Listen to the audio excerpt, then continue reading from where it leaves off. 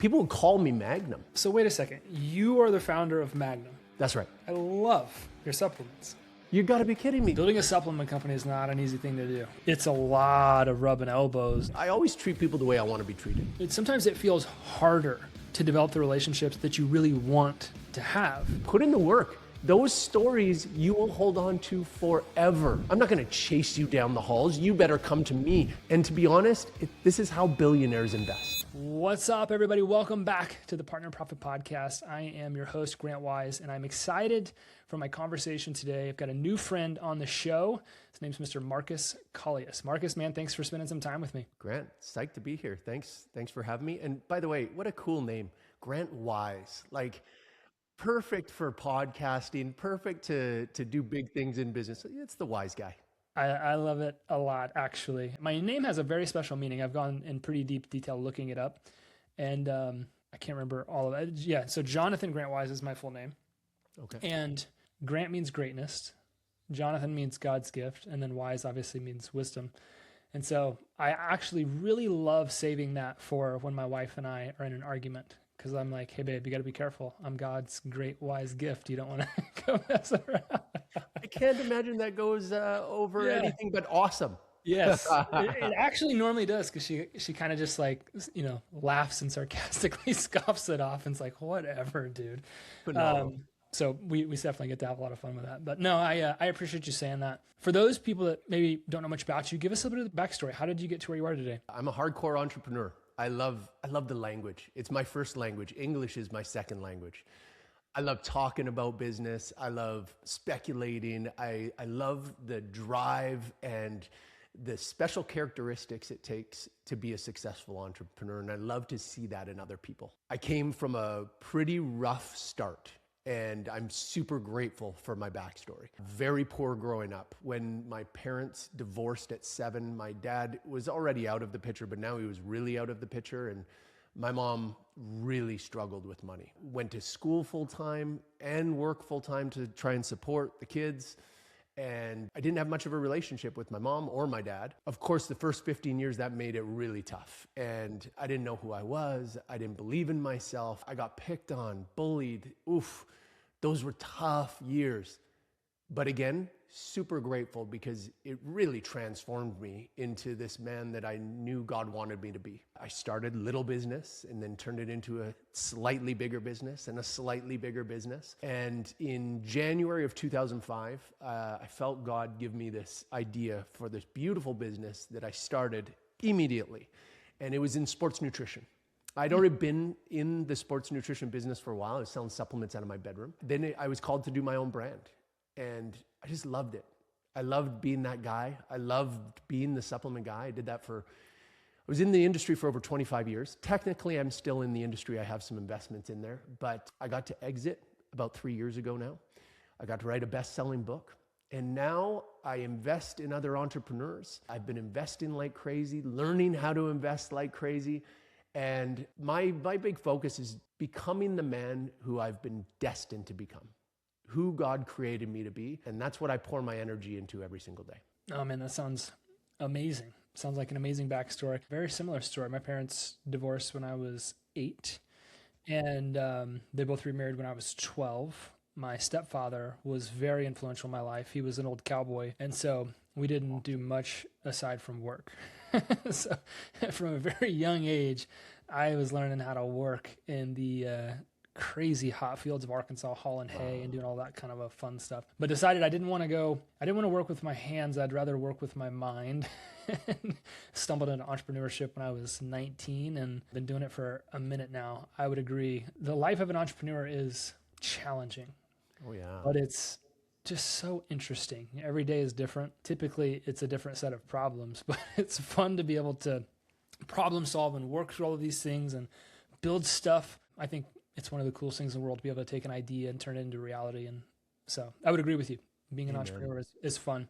And entrepreneurs are fun. There are some of the quirkiest people I've ever met. Yes. And they are absolutely fun. Building a business and exiting. I just had somebody on yesterday and that exited. And I always, like, not a lot of people get to do it. Not everybody gets to exit a business. Building businesses are very hard. And I'm sure you learned some incredible lessons, which I would assume you put into your book. Can you tell us a little bit about your book? Yeah, absolutely. This was 30 some odd years in the making. Just everything I learned about business and the mindset that you have to be successful. And when I mean successful, you might go, oh, come on, this is the only mindset you can have. To be really successful. And to me, really successful means you got to keep your wife and kids through the process. You got to experience real fulfillment in the process. Like I meet a ton of entrepreneurs who financially are killing it, but are so unhappy and truly have built themselves a prison. And it was actually my mentor, Tony Robbins, he's been my mentor for 32 and a half years now. He challenged me one day by asking me, Markus, do you actually have a business or did you create yourself a prison? And I was like, what are you talking about? And he said, well, here's one litmus test. Can you go away for more than 7 days and not worry that your business is on fire back at home? And for me, the answer was like, oh, of course not. Like 6 days is pushing it, 7, forget about it. And I literally hadn't been on vacation for more than like 8 days in decades. And then I started to peel back the layers of what he was really saying. And if your business is such that you have to be there, you have to show up.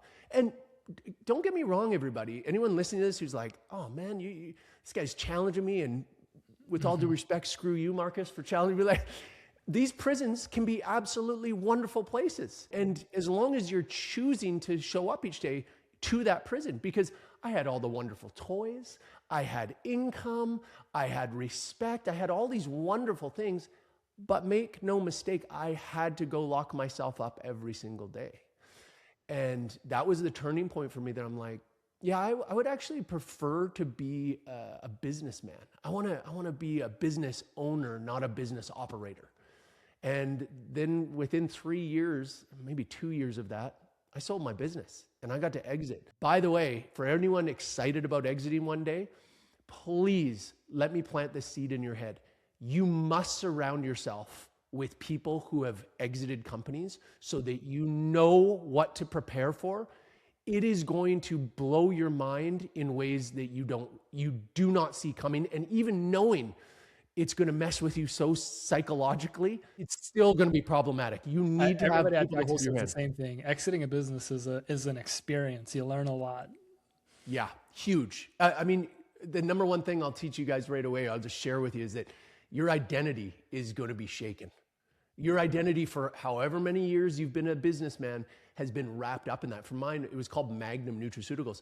People would call me Magnum. And I was okay with that. Hey, I'm Magnum. Yeah, sure. That's me. In fact, one of my campaigns was, I am Magnum. And now I'm not Magnum anymore. And I'm not the guy. And you know how much that can mess with you? So you have to be prepared for it. And you have to be building your identity on something else. So wait a second. You are the founder of Magnum. That's right. Bro, I love your supplements. You got to be kidding me. Absolutely. That's absolutely awesome. Love it. I've been taking your protein for a very long time. Love the Magnum products. This is cool. Wow. That was my baby for more than 18 and a half years. So you just not so long ago sold it then? That's right. Just 3 years ago, got to exit. Wow. Yeah. Well, that's cool. Well, it's very nice to meet you. It's such a pleasure. I had no idea that you were the founder of Magnum. That's really cool. My wife, when I get out of here, she's like, "Oh, yeah, that's pretty cool." We've both been on your products for a while. That's so awesome. Thank you. Yeah, I mean, like anything that I do, I focus on integrity. And so you talk about my protein. I know it's the cleanest protein on the planet, and it's because I wanted the cleanest protein on the planet for me. Plus, I'm not interested in selling something where I have to look you in the eye and go, "No, it's pretty good. It's not bad." I want to be able to go, this is the Ferrari. Ferraris are not for everybody. You want a Chevy, that's totally cool. That's up to you. I don't sell Chevys, but this one's the Ferrari. That's so cool. Building a supplement company is not an easy thing to do. It's a lot of rubbing elbows. And obviously I'm speaking to the choir here. Can you kind of talk through the kind of relationships you had to develop to be able to build a company like that? Oh, that's really good. Thank you. It's all relationships. I mean, honestly, like all businesses, which I'm preaching to the choir now. It's all about building relationships. And for me, it was just, I always treat people the way I want to be treated. And part of building those relationships is also understanding, who am I supposed to be in relationship with? I want to encourage young entrepreneurs right now, choose your clients wisely. It's the 80-20 rule applies to absolutely everything. 80% of your stress is going to come from 20% of your clients. Here's a wild thought. What if you didn't work with those clients and dumped 80% of your stress and kept 80% of your energy to pour on your best clients? By the way, almost in no situation is that 20% of clients who cause 80% of the stress, are they involved at all of being the 20% of clients that create 80% of the revenue? Mm-hmm. They're usually the 100%. Bottom ones anyway. I've got one fun story that I was telling somebody yesterday who was a young entrepreneur. Do you mind if I share it? Yeah, no, go ahead. And this is to the tune of like working hard on relationships. So my number one partner was Popeye Supplements. They have, not Popeye's Chicken, everybody. Popeye Supplements, they have close to 200 locations now in Canada. Great guys. And for years, I was chasing them down. And they talked all the time about the old stories of seeing me at a trade show and going the other way because they're like, oh, Markus is going to hunt us. I would literally chase them in the hallways to be like, guys, are you coming by my booth? For 5 years. 5 years, they made me work so hard. They said no, no, no. And then when they finally said yes, I won brand of the year with them, which is like partner of the year with them multiple times. Many of them would say I was their favorite partner for decades. And I loved it. And it was such a great backstory that we shared and laughed about the fact that they would run from me at the trade show. So I just want to encourage anybody who's a young entrepreneur, put in the work. Those stories you will hold on to forever. Absolutely. I've heard some similar stories like this on the show. We had one guy on the show that, I don't know if you know who Tom Ferry is. He's a pretty influential real estate coach in the United States. I recognize the name. And he's like, I texted Tom Ferry 56 or 58 times over the course of a period of time to try to get him to invest in my company. And he eventually did, which is even more impressive. It's just like, developing relationships is work. It's not just like this easy thing that miraculously happens. It's absolutely work. And sometimes it feels harder to develop the relationships that you really want to have.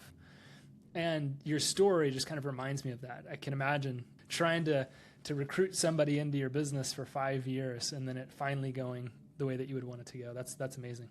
Thank you. I think, just listening to you feed that back to me, I'm going, young entrepreneurs, it's really critical to check your ego. Check your ego at the door every single day. Yeah. Too much of this world, entrepreneurship will do it for you. Yes. Right? Yeah. Too much of the world today is like, well, I've called 10 times. I called 4 times. Right. I deserve your business. I'm not going to chase you down the halls. You better come to me. I'm a big, I have no pride. I have no ego. I am going to chase you and we're going to laugh about it together one day. Yep. And look at this guy texting 56 times. Just in case anybody doesn't recognize the correlation here, you know why that guy got the investment after 56 texts? Because if you're willing to put in 56 texts, I am very confident you're going to be a person to follow up forever and prove to me that I'm making the right move by investing in you. You don't do 56 texts, get my money, and then disappear the next day. I mean, right. I know there's some people that do that, but the chances of you doing that is very unlikely. Now you've worked this hard for it, you are going to work extra hard to make sure you keep my money safe. 1,000%. 1,000%. I want to go back to mindset, talking through maybe some of the book here to help the people that are listening to this. Like, what is the mindset of trying to build a relationship with somebody for 5 years that does not want to have a relationship with you? We talk about checking ego at the door, but let's get into the mindset, because you're right. So many people today after 5 days are done. They're like, absolutely. All right, it's not going to work out. I texted him a couple times and he's not interested. Well, I'm going to give you my number one principle that I teach all of the people I mentor, any young entrepreneurs, and I speak about this on stage a lot. How you show up each day. And so what I'm talking about is your state. Like, how do you show up? Do you show up as the best version of yourself? To me, is the number one indicator of your level of success in the future. So if you were to just do an honest assessment, out of 10, how do you show up each day? I get a lot of people, if I'm being honest, like a 6, 6.5, maybe a 7. Okay. Imagine if you could show up as an 8 each day. Just think about the compounding effect of showing up as an 8 instead of a 6 or a 7. The energy that you would have and the energy that would be associated with you and your business. I think this is the most overlooked and the thing you have the most control over. So you have to make a decision. I am going to show up the best version of myself every single day.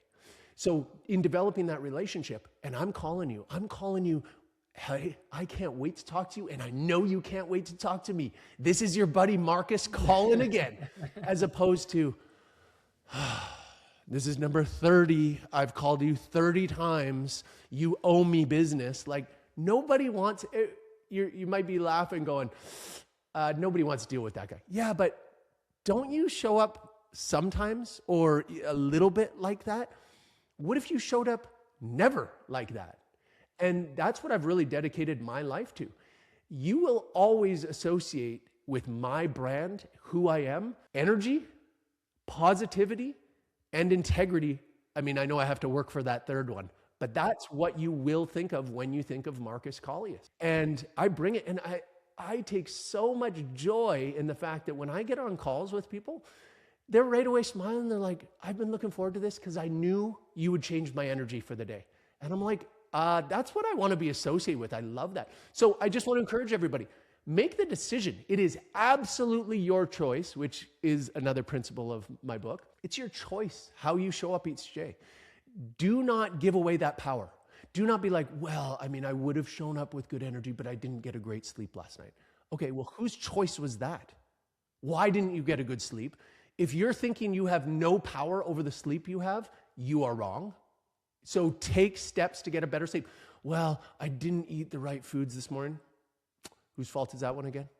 I didn't get my exercise in. Like, all of these things impact your energy, your focus, and how you show up. So make a decision and be intentional. I'm going to show up my best self as many days as I can. Well, if I know what I'm thinking is, if I know you, but then also as an extension of that, if I know Tony, you've got a routine for this. So what is your routine for getting into state on a daily basis so that you can perform at the highest levels? You're spot on, brother. You have to have a bulletproof routine. It might take time for you to figure that out for yourself, everyone. And I'll share a bit of mine. The truth is, I don't love going too deep into it because my routine is my routine. Pieces of it work for you? Absolutely. Please. I want to actually catch myself here. Not what is your routine today. Today, you're a very successful man that has sold a company and you're investing and you're doing some cool stuff. What was your routine when you were in the thick of building Magnum? Oh, beautiful. That's the one I really want to know. Oh, that is so beautiful. That is such a good correction. It's awesome. First, my exercise, I have to get my exercise. Any day that I don't get my exercise in the morning, I am not showing up anywhere near my best self. And you all know this. Everybody's probably going, oh, I wish that wasn't true, but it is. So get your exercise in the morning. Number 2, I have to eat clean and I have to have my food prepared for the day. It throws me off so bad, and I know it throws absolutely everybody off. It's 12:30, it's 1, and you're like, oh, shoot, I've been running late. Oh, I don't have food here. Where do I even go? What's healthy? And now you're at Quesada or Chipotle or something going, this is healthy-ish. No, you have to prepare those things. So it's really about laying things out so that you're prepared and you don't get caught off guard. So my exercise, my food, my sleep, my relationships. Boy, this is a big one, and people think that they don't have power over this. Oh, you have power over this. My wife and I, we've been together, married for over 21 years. I'm absolutely obsessed with my wife. I don't believe there is success without her by my side. And I've treated her like that for a very long time because I know if I wake up in the morning and we're in a fight or something, and now I have to go to work, how are you possibly going to show up as an 8 or 9? How? You're thinking about it all day. She might be texting you some mean things. It's not going to work out. So your relationships, and by the way, I want to encourage anybody who's like, yeah, I'm in a bad relationship right now.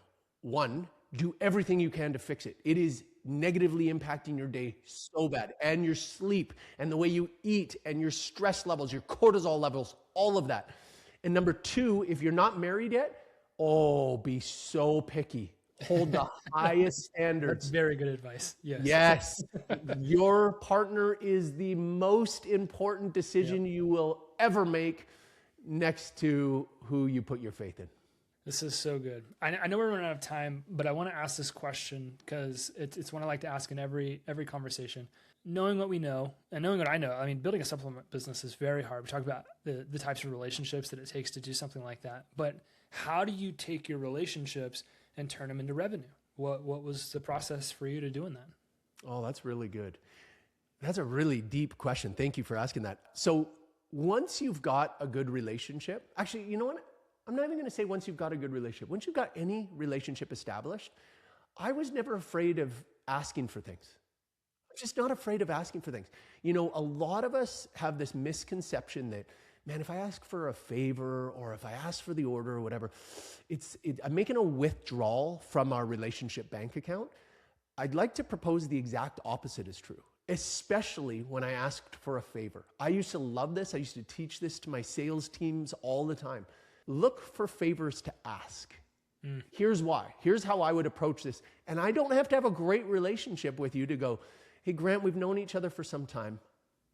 I got a favor to ask. Man, I'm sorry to ask. It's so early in our relationship, but here it is. I'm 5,000 short of my quota for the month to get this cool bonus. I'm not trying to put it all on you, but if you could take any piece of that 5,000, I just wanted you to know, here's what I'm going to do. I'm going to way over deliver. Like, I will owe you. And it is a good thing to have Markus Kaulius owe you, brother.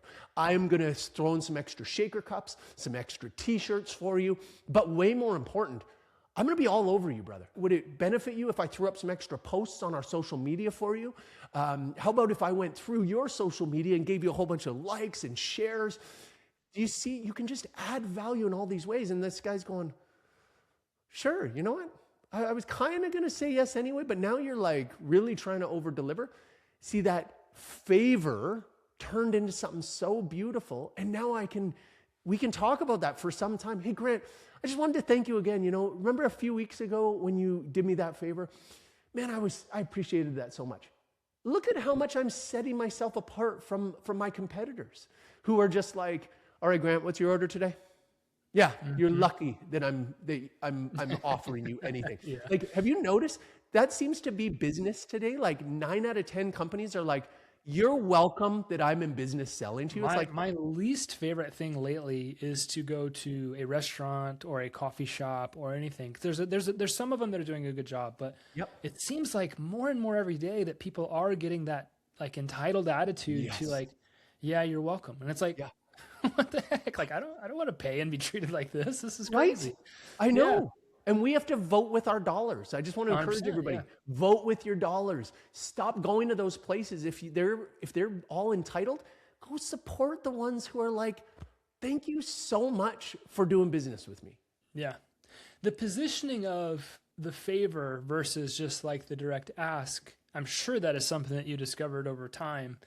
It just kind of like started to work better. What do you think it is about the positioning of that kind of alters the mindset of the person on the other end of the phone?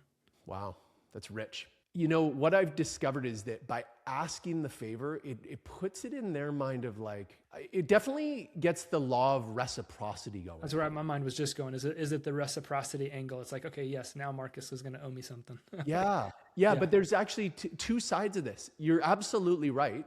Marcus is going to owe me something. But the law of reciprocity also works like this. How many times have I called this guy asking for an order? How many times how many years, how many months have I been working on this? There's a natural inclination in everyone that I kind of owe you something. But you're asking for something too big, or just the way you're coming across when you're asking for the order isn't working. But now you're asking for this favor, and you're willing to like go, hey, I'm making it personal. I'm going to be all over you.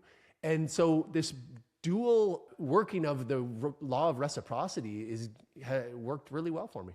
How would you identify who you wanted to get into relationship with to sell product? Oh, now that is my favorite question. This is an answer that I believe everyone actually knows in their gut. You know well who you should be dealing with. You get a gut feeling. Please don't write me off as like a hippie or something. You get an energy from people. Yeah. And stop fighting it. You know, it's like, man, when I'm around Grant, I like feel good. I'm smiling. We talk about good things. I like being around Grant.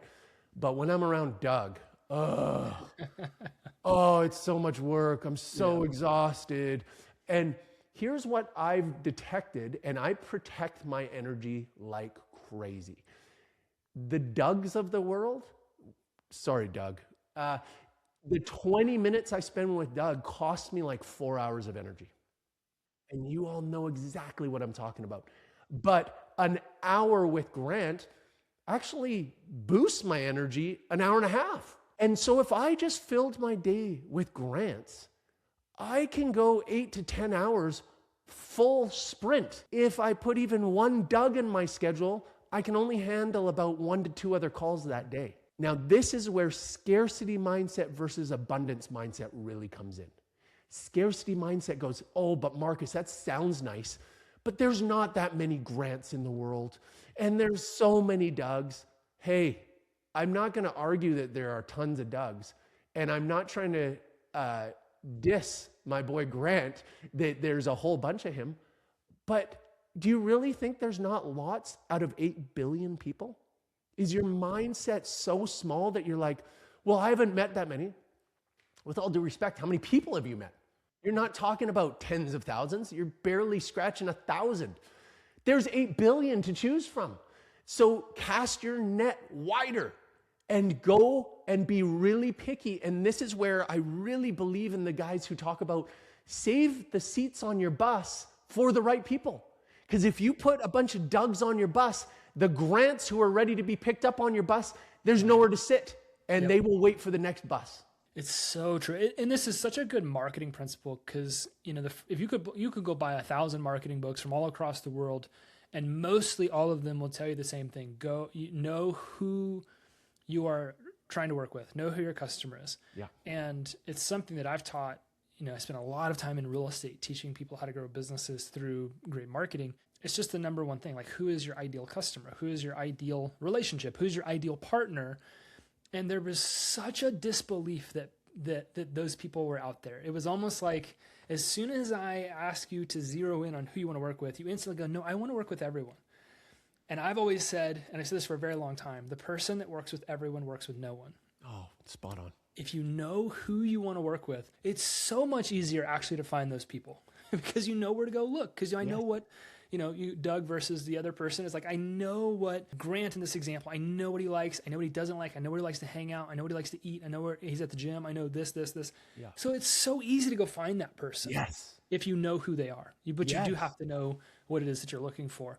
I feel like I've got at least another 20 or 30 questions in my pocket, but I'm going to save them for another time, man.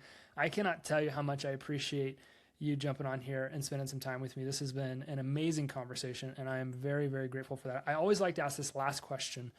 How can we partner with you? What's important to you right now? How can we as listeners of the Partner Profit Podcast walk alongside and support you? Oh, thank you, brother. I want to just say I've loved our conversation. I think you're an awesome guy. I love what you're doing. If you ever want me back on, I'm here in a heartbeat, brother. And I'll be happy to be promoting this when it comes out, by the way. I've been called to have my own fund. It's called 5 Talent Capital. I love what I do. I help people see what is really going on behind the curtain with finances, with how money really works in this world. If you'd like to learn more about me, check out 5talentcapital.co, and that's 5, F-I-V-E. And I keep it really simple. I love to educate when it comes to investing. I have a beautiful, diversified portfolio, so you lower your stress, lower your anxiety. My biggest thing is I love to educate, meaning if I can't make it super simple for someone to understand, walk away. What a simple concept, right? But how many times have we all invested in something that's like, well, I didn't really understand it, but the guy had a silver tongue and I said yes, and shocker, I lost my money. I don't know what he was doing with it, so of course I don't understand how he lost my money. All of the things I get involved with, if I can't understand it like it is kindergarten stuff, then I don't get involved. And so that way, when I get to describe it to people, people are like, oh, that makes beautiful sense. And of course that would work. And to be honest, this is how billionaires invest. I've been in the right rooms for the last 5 years, learning from the billionaires. How does money really work? And this is the stuff that they do. They don't ever get involved. You think of billionaires get involved with something like, I don't understand how it works, but I put a few million. Nope. It's like, I have to know exactly how it works, and it has to make sense that it's going to work. So if that interests you, I'd love to have a conversation about that. Reach out to me. I will make sure that we link up the way that people can check that out and connect with you guys. I'll put that in the show notes. So for anybody listening to this, you check the comments, you'll be able to see how you can connect with Markus. Again, this was an amazing conversation. Congrats on the business success. Again, I've been a customer for a long time, so it's cool to see. I love the founder stories where it was really hard, but they got through it, had a successful exit. I think obviously that's something I hope to accomplish one day. And this was awesome. It was amazing to meet you, and I appreciate you spending some time with me. The blessing was mine, brother. Have a spectacular day, and thank you, everybody. Yeah. Thank you. And thank you all for continuing to listen to the Partner Profit Podcast. This has been another incredible conversation, and I can't wait to see you on the next one. Peace.